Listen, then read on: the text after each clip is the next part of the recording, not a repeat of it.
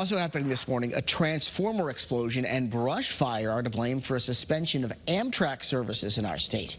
The interruption will certainly create headaches for some Connecticut commuters.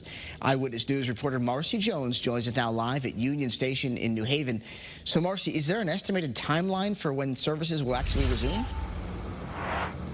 Good morning, Roger, and that certainly is the first question on everybody's mind when they hear this. And yes, thankfully, railroad operators believe that services will resume in full starting at 2 this afternoon, but with an estimated total of 24 hours interruption in services, that certainly is going to impact thousands of Connecticut commuters. Now, authorities say that this all started yesterday when fire officials were called to a building fire in Bronxdale in Parkchester, New York, around 2:15 Tuesday afternoon.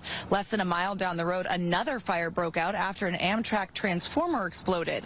Fire officials say the flames spread to brush and then to a nearby Con Edison facility where 3 cars were also damaged by the flames. Amtrak had to shut down power at the substation. As a result, all services between New York, Penn Station, and New Haven has been suspended.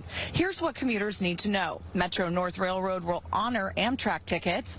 Travelers who want to use Metro North must board the train at Grand Central Station.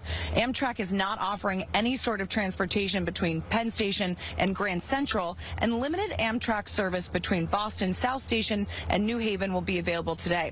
Back out here live, Amtrak services between New Haven and New York is expected to resume at 2 this afternoon, and at this time, investigators are still trying to figure out if the causes of both of those fires are related. Reporting live in New Haven, Marcy Jones, Channel 3 Eyewitness News. All right.